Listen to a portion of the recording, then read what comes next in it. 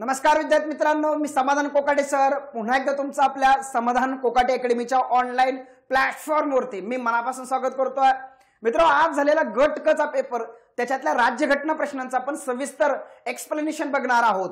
Okay मित्रांनो, 51 पासून पुढे 15 क्वेश्चन आपल्या राज्यघटनेचे आहेत, परंतु या 15 क्वेश्चन व्यतिरिक्त अजून 4 ते 5 प्रश्न हे डायरेक्ट राज्यघटनेवरती विचारले गेलेले आहेत, ज्याच्यामध्ये अर्थशास्त्रामधून 2 आहेत, करंट मधून 2 आहेत, त्यानंतर इतिहासामधून 1 आहे। अशा पद्धतीने बाकी प्रश्न मी तुम्हाला दाखवणार आहे, परंतु पहिले 15 आपल्या राज्यघटनेचे प्रश्न व्यवस्थित पद्धतीने पाहून घेऊयात।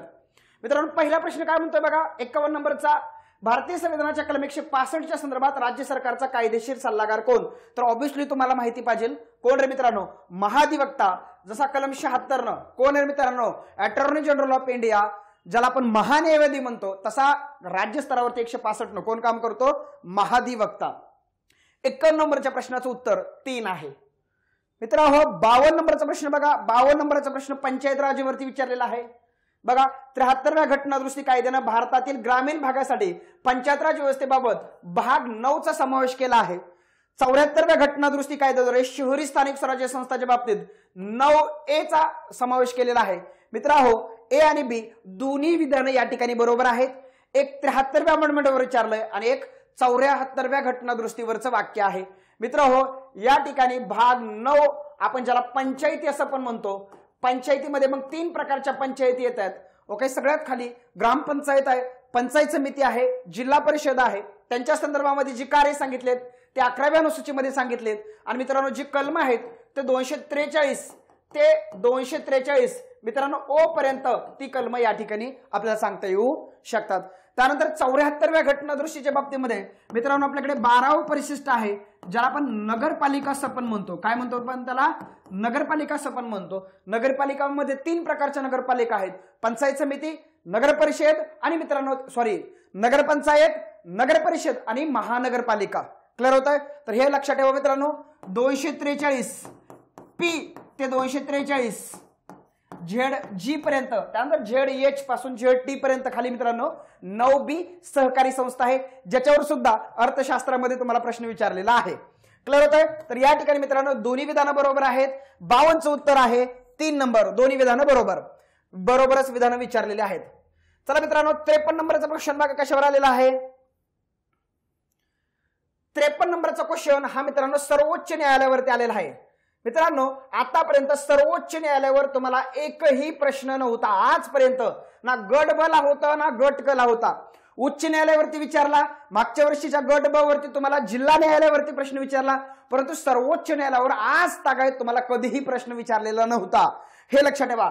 सर्वोच्च न्यायालयातल्या इतर न्यायाधीशांची संख्या कोण ठरवतं मित्रांनो? तर कोण ठरवतं मित्रांनो? भारताची संसद ठरवते। त्या संदर्भामध्ये संसद साध्या बहुमताने कायदा करते आणि हा कायदा कलम 368 च्या बाहेरचा असतो। हे तुम्हाला 100% माहिती असलंच पाहिजे। सर्वोच्च न्यायालयाच्या मुख्यतर न्यायाधीशांच्या संख्येत वाढ करण्याचा ठराव कसा मंजूर करावा लागतो? तर संसदेच्या काय मित्रांनो साध्या बहुमतानं, ज्याला आपण 368 च्या बाहेरची घटना दुरुस्ती म्हणतो। 53चं उत्तर 1 फिक्स घ्या। ओके, एकदम सोपा प्रश्न आहे मित्रांनो। पुढे बघा, भारताच्या राष्ट्रपती संदर्भात मित्रांनो आतापर्यंत गट ब आणि गट क ला कधीही राष्ट्रपतीवरती थेट प्रश्न आला नव्हता। तरी मी तुम्हाला वन डे मध्ये हा घेतला। तुम्ही म्हणत होता सर स्किप करा, मी घेतला हा वन डे मध्ये। आपल्या लाईव्ह बॅचला पण बघा, त्यानंतर आपण जी घेतलेली 26 तारखेची जी काय ऑफलाईन बॅच आहे तिथेही बघा। भारताच्या राष्ट्रपतीच्या संदर्भात खालीपैकी कोणतं विधान बरोबर आहे? बघा बरं, भारतीय राज्यघटनेच्या कलम 58 मध्ये राष्ट्रपती पदाची 58 मध्ये काय रे राष्ट्रपतीच्या काय रे मित्रांनो अर्हता, ट्रिक्स पण दिली होती, अर्हता आहे तर क्लिअर होत आहे। कलम 52 ते किती रे 78 भाग 5 प्रकरण 1 हे सगळं दिलं होतं। क्लिअर होत आहे? या ठिकाणी चुकलेलं आहे। राष्ट्रपतीने राज्यघटनेचं उल्लंघन केलं तर त्यांना महाभियोगाद्वारे पदावरून दूर केलं जातं 100% मित्रांनो। कलम 61 ज्याला आपण घटनाभंग म्हणतो। क्लिअर होत आहे? अमेरिकेकडून आपण ही तरतूद घेतलेली आहे, सविस्तर घेतलंय मी। क्लिअर होत आहे? इथं फक्त बी बरोबर आहे, फक्त बी 3 नंबरच्या पर्यायामध्ये आहे। क्लिअर होत आहे? चला 54चं उत्तर 3 मित्रांनो। 55 कडे या। भारतीय राज्यघटनेचे जनक डॉक्टर बाबासाहेब आंबेडकरांनी कोणत्या कलमाला भारतीय राज्यघटनेचं हृदय आणि आत्मा म्हणून घोषित केलं मित्रांनो? हृदय आणि आत्मा काय रे, कलम 32. क्लिअर होत आहे बघा. 32 काय आहे, तुमच्या मूलभूत हक्काचं उल्लंघन झालं तर तुम्ही डायरेक्ट सुप्रीम कोर्टाकडे जाऊ शकता आणि मग सुप्रीम कोर्ट त्या ठिकाणी वेगवेगळ्या 5 प्रकारचे प्राधिलेख करणार आहे. हेबियस कॉर्पस, मॅन्डामस, प्रोहिबिशन, सर्शिरॉय आणि कोअरंटो. क्लिअर होत आहे. कलम 31. कलम 31 मित्रांनो संपत्तीच्या हक्काच्या संदर्भामध्ये आहे. थेट तरतूद 44व्या घटना दृष्टीने वगळली असली तरी 31B, 31A, 31B, 31C ही कलम आजही तिथं नमूद आहेत. कलम 33 हे मित्रांनो सेनेच्या मूलभूत हक्कामध्ये फेरबदल करण्याचा अधिकार पार्लमेंटला देतं. आणि कलम 34 देशामध्ये लष्करी कायदा लागू असताना तुमच्या मूलभूत हक्कांवरती त्या ठिकाणी निर्बंध घातले जाऊ शकतात. ही तरतूद कलम 34 मध्ये आहे. क्लिअर होत आहे. उत्तर मित्रांनो या ठिकाणी 55 2 फिक्स घ्या. भारतीय संविधानाच्या कोणत्या कलमात विधानसभेची तरतूद आहे? मित्रांनो पाठीमागच्या वर्षी सुद्धा गट ब ला डायरेक्ट कलम विचारलं होतं. विधिमंडळाची तरतूद आहे कलम 168 ते 212. क्लिअर होत आहे. तर अशा पद्धतीने मित्रांनो कलम 168 मध्ये विधिमंडळ सांगितलंय. क्लिअर होत आहे. ज्या ठिकाणी राज्यपाल, विधानसभा आणि असेल तर विधान परिषद, याचं उत्तर कलम 168 सुद्धा आलं असतं, परंतु ते तुमच्या ऑप्शन मध्ये नाही. कारण राज्यपाल, विधानसभा आणि विधान परिषद यांचं विधिमंडळ बनेल असं सांगितलंय. कलम 169 मध्ये विधान परिषद निर्माण किंवा नष्ट करण्याच्या तरतुदी दिल्यात. 170 मध्ये मित्रांनो त्या ठिकाणी विधानसभेची रचना सांगितली. कशाची रचना? विधानसभेची रचना 170 मध्ये सांगितली. विधान परिषदेची जी रचना आहे ते मित्रांनो 171 मध्ये सांगितली. 172 जे आहे 172 मध्ये मित्रांनो विधिमंडळाची जी दोन्ही सभागृह आहेत त्याचा टेन्यूर या ठिकाणी दिलाय. 173 मध्ये पात्रता दिलेत. 174 मध्ये पुढे अधिवेशन आहेत. अशा पद्धतीने मित्रांनो विधिमंडळाची कलम पुढे जात राहतात. याचं उत्तर आहे 170. क्लिअर होत आहे. हे लक्षात ठेवा. चला 56चं उत्तर 1 नंबरचा पर्याय आहे. मित्रांनो 57 मध्ये अनुसूची, मी पहिल्याच अनुसूची घेतल्या होत्या, त्यातल्या महत्वाची तुम्हाला लिस्ट पण दिली होती. केंद्र सूचीतले कुठले विषय महत्वाचे आहेत, राज्य सूचीतले कुठले विषय आहेत, समवर्ती सूचीतले कुठले. कारण गट ब ला सूचीवर प्रश्न विचारला होता म्हणून मी सूची घेतल्या होत्या, परंतु आता सूचीवरती प्रश्न विचारला नाही. त्या सूची ज्या आहेत त्या ज्या 3 लिस्ट आहेत त्या कुठल्या परिशिष्टामध्ये आहेत असा आयोगाने प्रश्न विचारलाय. बघा कोणती अनुसूची केंद्र आणि राज्य मधील अधिकारांच्या विभाजनासंदर्भात आहे? मित्रांनो काय रे, 7वी अनुसूची. 7व्या अनुसूचीमध्ये केंद्र सूची, राज्य सूची आणि काय रे मित्रांनो समवर्ती सूची आपल्याला सांगता येऊ शकते. ओके. शेषाधिकार म्हणजे ह्या 3 विषयामध्ये समाविष्ट न केलेले विषय जे कलम 248 नुसार कोणाकडे आहेत मित्रांनो? केंद्र सरकारकडे आहेत, ज्याच्यावरती मी बोललेलो आहे. मित्रांनो 5वी अनुसूची आणि 6वी अनुसूची ह्या दोन्ही अनुसूच्या चर्चेमध्ये होत्या. 5वी अनुसूची ह्या 10 राज्यातल्या मित्रांनो अनुसूचित क्षेत्र किंवा अनुसूचित जनजाती क्षेत्रासंदर्भामध्ये आहे. 6वी अनुसूची ही 4 राज्याच्या संदर्भामध्ये आहे, जे तुम्हाला ATM स्क्वेअर ही मी ट्रिक्स दिली होती. आसाम असेल, मेघालय असेल, त्रिपुरा असेल, मिझोराम असेल, ह्या संदर्भामध्ये आहे. आणि मित्रांनो 8वी अनुसूची ही भाषेच्या संदर्भामध्ये आहे, हे आपण बघितलं होतं. मित्रांनो ह्याचं उत्तर आहे 57चं 3 नंबरचा पर्याय. क्लिअर होत आहे. 7वी अनुसूची. मित्रांनो पुढे बघा, भारतीय संविधानाच्या खालीपैकी कोणत्या कलमाद्वारे पंचायतीमध्ये महिलांना आरक्षणाची तरतूद करण्यात आले? महिला रिझर्वेशन चर्चेमध्ये होतं. राज्यसभेलाही प्रश्न आला होता. 100% तो गट ब किंवा गट क ला पुन्हा प्रश्न अपेक्षित होता. मित्रांनो आपण ही सगळी कलम असं ट्रिक्स न घेतली होती. बघा ना, बी म्हणजे बी इस्टॅब्लिशमेंट, कंपोजिशन म्हणजे बी म्हणजे रचना, कळतंय? इस्टॅब्लिशमेंट. इस्टॅब्लिशमेंट म्हणजे बी इस्टॅब्लिशमेंट पंचायतीची स्थापना. सी म्हणजे कॉम्पोजिशन, रचना, अशी ट्रिक्स दिली होती मी तुम्हाला. डी म्हणजे डॉन आला, डॉनला आरक्षण असतं. डी डॉन आणि डॉनला काय असतं मित्रांनो? रिझर्वेशन. 243 डी. समजताय मी काय म्हणते ते? आरक्षणाची तरतूद कुठं आहे? डी मध्ये. इरा, कालावधी, अशा मी काय तुम्हाला ट्रिक्स काढून दिल्या होत्या. पंचायतीचं 1 लेक्चर 1 तासाचं युट्यूबला उपलब्ध आहे, ज्याच्यातून 3 प्रश्न आज कव्हर झालेत. तुम्ही फॉलो करत झाला. ओके. चला ह्याचं उत्तर काय रे? 3 नंबरचा पर्यायाचं उत्तर आहे 58चं 3. पुढे मित्रांनो भारतीय राज्यघटनेच्या संघराज्य वैशिष्ट्यामध्ये खालीलपैकी कशाचा समावेश होतो? मित्रांनो आजपर्यंत तुम्हाला संघराज्य वैशिष्ट्ये विचारलेली नव्हती. तुम्हाला क्रिटिकल अनालिसिस विचारलं होतं. संघराज्यामध्ये कुणी काय मतं विचारली, केसी वीरांचं पाठीमागं तुम्हाला मत विचारलं होतं. पण डायरेक्ट भारतीय राज्यघटनेची संघराज्य वैशिष्ट्ये, एकात्मिक वैशिष्ट्ये तुम्हाला विचारली नव्हती. मित्रांनो बघा, भारतीय राज्यघटनेच्या संघराज्य वैशिष्ट्यामध्ये खालीपैकी कशाचा समावेश होत नाही? म्हणजेच तुम्हाला काय विचारलंय, भारतीय संविधानाची एकात्मिक वैशिष्ट्ये विचारलेली आहेत, हे तुम्हाला माहित पाहिजे. ओके, एकात्मिक वैशिष्ट्य म्हणजे काय? ज्या ठिकाणी केंद्र प्रबळ आहे अशी वैशिष्ट्ये. क्लिअर होत आहे मित्रांनो? बघा, अखिल भारतीय सेवा कसलं वैशिष्ट्य आहे? युनिटरी. एकेरी न्याय व्यवस्था कसलं वैशिष्ट्य आहे? युनिटरी. एकेरीलाच आपण एकात्मिक सुद्धा म्हणू शकतो. मित्रांनो, ज्या देशामध्ये संघराज्य व्यवस्था असते त्या देशामध्ये दुहेरी व्यवस्था असते, दुहेरी न्याय व्यवस्था असते. उदाहरणार्थ केंद्राची वेगळी, राज्याची वेगळी, ही तुम्हाला स्ट्रक्चर अमेरिकेमध्ये पाहायला मिळतं. परंतु ज्या देशामध्ये मित्रांनो युनिटरी व्यवस्था असते त्या देशामधली न्याय व्यवस्था एकात्मिक असते, इंटिग्रेटेड स्वरूपाची असते. मित्रांनो, हे सुद्धा तुम्हाला युनिटरी सांगता येऊ शकतं. स्वतंत्र न्याय व्यवस्था मित्रांनो हे फेडरल वैशिष्ट्य आहे. केंद्र आणि राज्य या दोघांपासून आपली न्याय व्यवस्था स्वतंत्र आहे, जिथं कलम 50चा तुम्हाला आधार मिळतो. किंवा मित्रांनो संघराज्य वैशिष्ट्याची किंवा संघराज्य वाद जर सोडवायचे असतील कलम 131 नुसार, तर भारताची न्यायव्यवस्था ही केंद्र आणि राज्यांपासून स्वतंत्र असणं अपेक्षित आहे, फेडरल. अधिकारांची विभागणी, सेपरेशन ऑफ पॉवर, आताच वर 7व्या परिशिष्टावरती प्रश्न आलेला आहे. केंद्राचे विषय वेगळे आहेत, राज्याचे विषय वेगळे आहेत. अधिकारांची विभागणी, सेपरेशन ऑफ पॉवर. या व्यतिरिक्त मित्रांनो युनिटरी देशामध्ये अधिकारांचं काय असतं? केंद्रीकरण. क्लिअर होतंय? सी आणि डी आपली फेडरल वैशिष्ट्य आहेत, तर ए आणि बी ही आपली कसली वैशिष्ट्य रे? एकात्मिक. विचारलीत काय संघराज्य वैशिष्ट्य कोणती नाहीत, तर मग एकात्मिक सांगा. उत्तर आहे ए आणि बी. बघा मित्रांनो, तुम्ही फसू शकता. संघराज्य म्हणलं की तुम्हाला वाटेल सी आणि डी उत्तर आहे. सी आणि डी तुम्ही 4 नंबरचा पर्याय फेकाल. नाही, उत्तर तुमचं फिक्स काय आहे? 2 नंबर आहे. कन्सेप्ट क्लिअर असल्या पाहिजेत. चला जायचं पुढं. बघा 60 नंबर, भारतीय राज्यघटनेच्या कोणत्या कलमामध्ये काय रे? ग्रामपंचायत त्यावेळी अंमलात असलेल्या कोणत्या कायद्यान्वये ती विसर्जित झाली नसेल तर 5 वर्षापासून अस्तित्वात राहील. म्हणजे 243 पंचायतीचा कार्यकाळ विचारलाय. ओके, बघा पंचायतीचा कार्यकाळ तुम्हाला माहित असेल पहिल्या बैठकीपासून पुढे किती असतो? 5 वर्ष. बघा निकाल जाहीर झाल्यापासून नसतो, निवडणूक जाहीर झाल्यापासून नसतो, तर तिच्या निवडणुकीनंतर जी पहिली बैठक आहे त्या पहिल्या बैठकीपासून पुढे किती असतो रे? 5 वर्ष असतो. अर्थातच मुदतपूर्व पंचायती विसर्जित केल्या जाऊ शकतात, तो अधिकार राज्य शासनाचा आहे. क्लिअर होत आहे? हे आपण युट्यूबला घेतलं होतं. 60चं उत्तर काय रे मित्रांनो? 3 नंबरचा पर्याय आहे.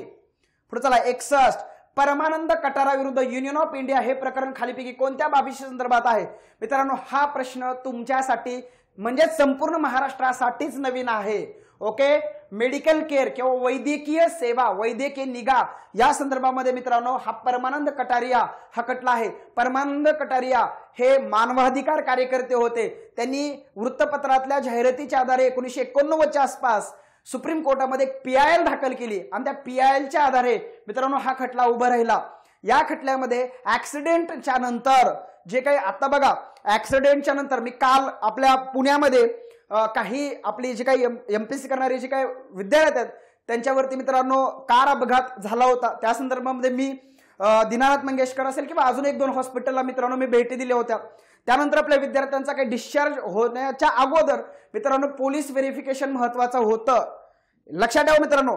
त्या संदर्भामध्ये बघा म्हणजे एखाद्या व्यक्तीचा जर ऍक्सिडेंट झाला तर ऍक्सिडेंट झाल्यानंतर पहिलं कसं होतं, तुम्हाला त्याला हॉस्पिटलमध्ये भरती करण्या अगोदर सगळी पोलीस किंवा कायदेशीर प्रक्रिया करावी लागायची आणि त्याच्यात मग मित्रांनो त्याचा जीव वगैरे गेला तर त्याला जबाबदार कोण? म्हणजे कायदेशीर प्रक्रिया महत्वाची का त्याचा राईट टू लाईफ महत्वाचा? या संदर्भामध्ये कलम 21च्या संदर्भामध्ये हा जजमेंट आला होता आणि या ठिकाणी सुप्रीम कोर्टाने सांगितलं मित्रांनो राईट टू लाईफ महत्वाचा आणि त्या ठिकाणी त्याच्या डिस्चार्जच्या वेळेमध्ये संपूर्ण कायदेशीर प्रक्रिया किंवा नंतर त्याला तो स्थिर झाल्यानंतर किंवा त्याला मेडिकल सर्व्हिसेस मिळाल्यानंतर मित्रांनो त्या ठिकाणी काय होऊ शकते, त्याची कायदेशीर प्रक्रिया पूर्ण केली जाऊ शकते. तर सगळ्यात महत्वाचा राईट टू लाईफ महत्वाचा. तर अशा प्रकारचा हा जो जजमेंट आला होता तो परमानंद कटारिया विरुद्ध युनियन ऑफ इंडिया या खटल्यामध्ये आला होता. तर हे लक्षात ठेवा. वैद्यकीय निगा किंवा मेडिकल केअर हे त्याचं उत्तर आहे. 61चं उत्तर 1. मित्रांनो पुढे बघा, सर खाली व्यक्तीपैकी कोणती कॅबिनेट मिशनचे सदस्य नव्हते? या अगोदर सुद्धा हा प्रश्न रिपीट झालेला होता परंतु खूप जुना तो प्रश्न आहे. तुम्हाला माहित असेल मित्रांनो याला त्रिमंत्री योजना, 3 व्यक्ती मंत्री होते, 3 व्यक्ती कॅबिनेट दर्जाचे व्यक्ती होते. म्हणून 1946ला जे आलेलं कॅबिनेट मिशन आहे तर त्याचे सदस्य कोण कोण होते तर पॅथिक लॉरेन्स हे त्यावेळेचे भारत सचिव होते. मित्रांनो हेवी अलेक्झांडर लॉर्ड ऑफ ॲडमिरल्टी त्याला आपण म्हणतो, नौदलाचे प्रमुख त्यांना म्हणतो. सर स्ट्रॅफर्ड क्रिप्स तेव्हाच्या भारताच्या व्यापार मंडळाचे अध्यक्ष, असे 3 लोक मित्रांनो ह्या कॅबिनेट मिशन होते. सर विल्यम वूड हे त्याचे सदस्य नव्हते. 62चं उत्तर आहे मित्रांनो 1 नंबरचा पर्याय. कोणत्या घटनादुरुस्ती कायद्याने एकाच व्यक्तीची 2 किंवा अधिक राज्यासाठी मित्रांनो राज्यपाल म्हणून नियुक्ती करण्याची तरतूद केली आहे? मित्रांनो तुम्हाला माहित असेल कलम 153. कलम 153 मध्ये सांगितलं प्रत्येक राज्यासाठी काय असेल रे, एक राज्यपाल असेल, असं कलम 153 मध्ये सांगितलं होतं. परंतु मित्रांनो त्या ठिकाणी 7वी घटनादुरुस्ती 1956 झाली आणि त्या ठिकाणी सांगितलं एक राज्यपाल एकापेक्षा अनेक राज्यासाठी सामायिकपणे नेमले जाऊ शकतात. मित्रांनो ही सेम तरतूद मित्रांनो हायकोर्ट 214 हायकोर्टाच्या संदर्भात सुद्धा आहे. एक हायकोर्ट एकापेक्षा अनेक राज्यासाठी सामायिकपणे काम करू शकतं. मित्रांनो उत्तर आहे 7वी घटनादुरुस्ती 1956. मित्रांनो लक्षात ठेवा पहिली अमेंडमेंट आपल्यासाठी 9th शेड्यूल देऊन गेली. 9th शेड्यूल मित्रांनो तुमच्या 19(1) ए वरती यानं 3 मर्यादा टाकल्या. ओके ती व्यवस्थित पण करून घ्या. 24वी अमेंडमेंट तुम्हाला काय रे 13(4) गोलकनाथ केसला प्रत्युत्तर म्हणून आली होती. 42वी अमेंडमेंट मिनी कॉन्स्टिट्यूशनच आहे, याच्यावर पुढे पण प्रश्न विचारलाय. ओके प्रस्तावनेमध्ये जे शब्द टाकले ते कोणत्या अमेंडमेंट टाकले? 42वी अमेंडमेंट. कर्तव्य, विधानसभा लोकसभेचा कार्यकाळ 5 वरून 6 अशा अनेक तरतुदी तुम्हाला 42च्या संदर्भामध्ये सांगता येऊ शकतात. क्लिअर होत आहे? परंतु ह्याचं उत्तर आपली 7वी अमेंडमेंट 1956 आहे. क्लिअर होत आहे? 63चं उत्तर काय रे 2. पुढे मित्रांनो घ्या. मित्रांनो मूलभूत हक्काच्या बाबतीमध्ये प्रश्न विचारलाय. मूलभूत हक्काच्या बाबतीत कलमांच्या जोड्या लावा असा प्रश्न विचारला आहे. मित्रांनो बघा कलम 14 काय रे? ओके राज्य कोणत्याही व्यक्तीला कायद्यासमोर समानता किंवा कायद्याचं समान संरक्षण नाकारणार नाही. कलम 15 काय रे? धवल जज ऑफ लिट्रिक्स राज्य धर्म वंश जात लिंग किंवा जन्मस्थान यापैकी कोणत्या कारणावरून नागरिकांमध्ये भेदभाव करणार नाही. कलम 16 रोजगाराच्या संदर्भामध्ये आहे. कलम 17 अस्पृश्यतेच्या संदर्भामध्ये आहे. म्हणजे 14 ते 18 जी समानतेची कलम आहेत ती जोड्या लावायला विचारलेली आहेत. एकदम सोपा प्रश्न आहे मित्रांनो. एला 4 बघा इथं 2 ठिकाणी आहे. बी ला 1 या ठिकाणी आहे. सी ला 2 या ठिकाणी आहे आणि डी ला 3 या ठिकाणी आहे. म्हणजे याचं उत्तर काय रे 3 नंबरचा पर्यायाचं उत्तर आहे. चला 64चं उत्तर मिळालं तुम्हाला. मित्रांनो 65च्या बाबतीमध्ये बघा 65 भारतीय राज्यघटनेच्या उद्देश पत्रिकेमध्ये समाजवादी आणि धर्मनिरपेक्ष या संज्ञांचा समावेश कोणत्या अमेंडमेंटने करण्यात आला? मी तुम्हाला इथे ट्रिक्स दिली होती. ISS इंटिग्रिटी, सेक्युलर आणि सोशलिस्ट. मित्रांनो हे चर्चेत होतं येणार असं मी सांगितलं होतं. 42वी घटनादुरुस्ती 1976 याचा समावेश त्या ठिकाणी केल्याचं आपल्याला पाहायला मिळतं केशवानंद भारतीकेच्या पार्श्वभूमीवरती. क्लिअर होत आहे? तर हे महत्वाचं आहे. ओके याचं उत्तर काय 42वी घटना दुरुस्ती 1976. बाकी मित्रांनो 41वी अमेंडमेंट सुद्धा मी बोललो होतो. कुठं राज्य लोकसेवा आयोगाच्या निवृत्तीचं वय 60 वरून 62 केलं तेही चर्चेत होतं, येणापेक्षित होतं. मित्रांनो 44वी अमेंडमेंट तर तुम्हाला माहिती असेल जनता पक्षाच्या काळामध्ये झाली. अनेक चांगल्या गोष्टी त्या ठिकाणी झालेल्या आहेत. तुमच्या 358 359 वरच्या मर्यादा असेल किंवा लोकसभा विधानसभेचा कार्यकाळ पुन्हा 5 वर्ष करणं असेल. क्लिअर होतं? अशा अनेक गोष्टी 44वी अमेंडमेंट केलेल्या आपल्याला पाहायला मिळतं. मित्रांनो 46वी अमेंडमेंट खूप काही जास्तही नाही. परंतु मित्रांनो त्या ठिकाणी आंतरराज्यीय कराचं जे उत्पन्न आहे ते कराचं उत्पन्न राज्याला देण्याची त्या ठिकाणी काय रे तरतूद केल्याचं आपल्याला त्या ठिकाणी पाहायला मिळतं. ओके एवढे काही महत्वाचं नाही. परंतु आपलं उत्तर आहे 42वी अमेंडमेंट 1976. ओके 4 नंबरचा पर्याय आहे 65चं उत्तर. ओके मित्रांनो अशा पद्धतीने आपल्याला आय थिंक 65 पर्यंत सगळेच प्रश्न आपल्याला झालेले आहेत. ओके बघा 51 पासून आपण सुरुवात केलं होतं तर ऑलमोस्ट सगळ्या प्रश्नांची उत्तर आपल्याला मिळालेली आहेत. मी तुम्हाला थोडं अनालिसिस मी घेतो या ठिकाणी. अजून 5 मिनिटं मी त्या ठिकाणी बोलेन. बघा मित्रांनो रॅपिड मी तुम्हाला परत एकदा सांगतो. ट्रेंड कुठे निघाला आता हे लक्षात ठेवा. नुसतं उत्तर बघून उपयोग नाही. बघा 51चं पर्याय क्रमांक 3 फायनल उत्तर देतो तुम्हाला. 52चं मित्रांनो या ठिकाणी दोन्ही बरोबर आहेत 3.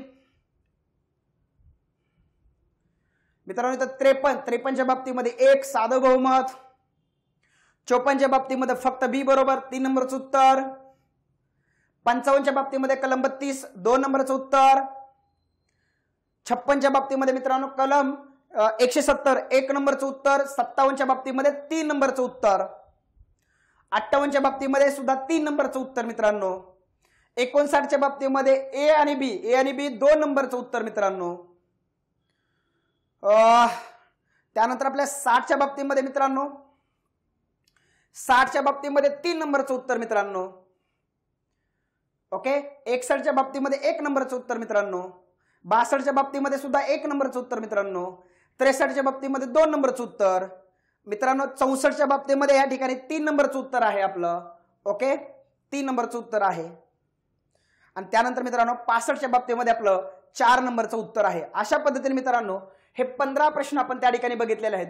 या 15 प्रश्नाच्या बाबतीमध्ये तुम्ही बघितलं तर मित्रांनो पंचायत राजचे 3 प्रश्न विचारलेले होते. तुम्हाला पंचायत राज मध्ये मित्रांनो मी ग्राम प्रशासनावरती भर द्या सांगितलं होतं आणि त्याच्या जोडीला 73वी आणि 74वी अमेंडमेंट ज्याचा 1 तासाचा व्हिडिओ मित्रांनो मी परीक्षेच्या अगोदर आपल्या युट्यूबला उपलब्ध करून दिला होता. तो बघा असं सांगितलं होतं. त्यातनं 3च्या 3 प्रश्न कव्हर झालेले आहेत. तुम्ही मला व्हिडिओ बघा आणि मग सांगा. मित्रांनो महाधिवक्त्यावरती प्रश्न येणं अपेक्षित होता. तो ट्रेंडच त्याचा तसा चालला होता. परंतु मित्रांनो सुप्रीम कोर्टाच्या बाबतीमध्ये बघा प्रश्न अपेक्षित होता. कारण मी सांगितलं होतं की हायकोर्ट विचारून झालंय, गट बला ते जिल्हा न्यायालयाकडे गेले होते, आता गट बला ते सुप्रीम कोर्टाकडे येतील असं सांगितलं होतं. ते सुप्रीम कोर्टाकडे आले. मित्रांनो राष्ट्रपतीच्या बाबतीमध्ये पण बघितलं होतं. आतापर्यंत सगळे ट्रेंड राज्यपालावरती चाललेले आहेत. राष्ट्रपतीवरती प्रश्न येणं अपेक्षित आहे. ओके. तसा राष्ट्रपतीवरती 1 प्रश्न आला सुद्धा. मित्रांनो त्या ठिकाणी मूलभूत हक्कावरती 2 प्रश्न आले होते. परंतु कलम 21चा जो काही प्रश्न होता तो खटल्यावरती आला होता. मी तुम्हाला खटल्याची एक PDF आपल्या पॉलिटी बाय समाधान कोकाटे या टेलिग्राम चॅनेलला उपलब्ध करून दिलेली आहे किंवा होती. ओके. आणि त्या ठिकाणी कलमांच्या जोड्याला होता तर सोपाच प्रश्न. विधिमंडळावरती प्रश्न गट बला पण आला होता. या ठिकाणी सुद्धा आला. त्याचं काही एवढं विशेष नाही. अनुसूचीवरती प्रश्न गट बला पण आला होता, गट कला पण आला होता. काही प्रॉब्लेम नाही. आणि संघराज्याच्या बाबतीमध्ये मित्रांनो संघराज्याच्या बाबतीमध्ये तुम्हाला आतापर्यंत प्रश्न हा कशावरती आला होता? क्रिटिकल अनालिसिस वरती आला होता. आता प्रश्न संघराज्य वैशिष्ट्यावरती आला. ओके. मित्रांनो त्या ठिकाणी खटले आहेतच. ओके. त्यानंतर घटना निर्मितीवरती 1 प्रश्न आला होता. कॅबिनेट मिशनचे जे काही सदस्य होते त्याच्यावर प्रश्न आला होता. राज्यपालाच्या बाबतीमध्ये 1 प्रश्न आला होता. तो ट्रेंडच चालू आहे. प्रस्तावनेवरती प्रश्न आजपर्यंत नव्हता. ओके. प्रस्तावनेवरती बघा 1च प्रश्न आला होता. तो पण खूप जुना प्रश्न होता आणि तो डायरेक्ट पण प्रस्तावनेतला नव्हता. आता डायरेक्ट प्रस्तावनेवरती 1 प्रश्न आलेला आहे. म्हणजे काही प्रश्न जे आहेत ना ते एक चारिक प्रश्न जे आहेत, सुप्रीम कोर्टाचा प्रश्न असेल, राष्ट्रपतीचा प्रश्न असेल, खटल्याचा प्रश्न असेल किंवा संघराज्य व्यवस्थेचा प्रश्न असेल, एक पाचिक प्रश्न जे आहेत ना पाचिक प्रश्न हे त्यांनी जुना एरिया सोडून म्हणजे मी अभ्यासक्रम सोडून बोलत नाही. एक 5 प्रश्न त्यांनी पाठीमागं जो एरिया विचारायचा राहून गेला होता त्याच्यावरती त्यांनी 5 प्रश्न फिरवलेले आहेत. म्हणून मागच्या वर्षीचे प्रश्न बघून एवढंच करा तेवढंच करा किंवा हेच कर तेच कर असं म्हणणाऱ्यांनी जरा थोडं थांबून व्यवस्थितपणे बोललं पाहिजे. मी तुम्हाला एकच सांगितलं अभ्यासक्रमाचं कव्हरेज हे शाश्वत आहे. जे आलंय ते चांगलं करा, जे आलं नाही ते ऍटलिस्ट नजरेखालून घालून घ्या. हा आपला पॅटर्न आहे आणि तेच मी 1 डे मध्ये सुद्धा घेतलंय. 1 डे मध्ये 30 टॉपिक रिवाइज करून घेतले होते. त्यातली पहिली प्रायोरिटी हे आलेल्या टॉपिकला होती. तुम्हाला माहिती असेल खटलं सोडून बाकी इकडचे सुद्धा प्रश्न मी कव्हर केलेले आहेत. बघा मित्रांनो अनुदानावर प्रश्न आलाय 29 नंबरचा प्रश्न बघा ज्याचं उत्तर वरीलपैकी सर्वच आहे. अर्थशास्त्रामध्ये आलाय बघा अनुदानावरला प्रश्न. तो मित्रांनो आपल्या केंद्र राज्य संबंधाच्या वित्तीय संबंधामधून आलेला आहे. 275 282 बघा तिथं डायरेक्ट रेफरन्स आहे. मित्रांनो कॅगचा प्रश्न आला आहे. ओके. कॅगचा प्रश्न 34 नंबरचा कॅगचा प्रश्न बघा यंत्रणेवर विचारलेला आहे. कॅगवर प्रश्न विचारला आहे अर्थशास्त्रामध्ये. मित्रांनो मतदार दिवस 25 जानेवारी आपला 25 जानेवारी 1950 आपला इलेक्शन कमिशन ऑफ इंडियाची स्थापना तो दिवस 2019 पासून राष्ट्रीय मतदार दिवस माग पंचायत राज दिन विचारला होता. आता 25 जानेवारी हा मतदार दिवस विचारला. ओके. आपण घेतलाय तो संस्थांमध्ये 1935च्या कायद्यावरती पण प्रश्न आला आहे. नेहरूंनी कुठल्या कायद्याचा ते टीका वगैरे ते काय डायरेक्ट इतिहासामधला प्रश्न आहे.